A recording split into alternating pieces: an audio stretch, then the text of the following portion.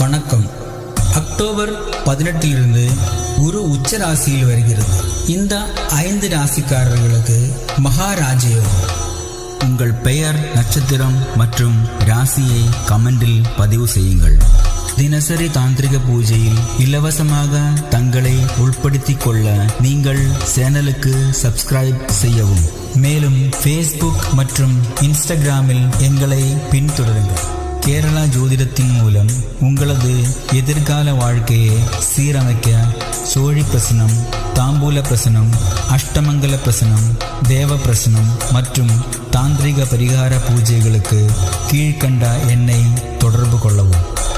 ராசிகள்: மகர ராசி, மீன ராசி, மிதுன ராசி, கன்னி ராசி, கடக ராசி.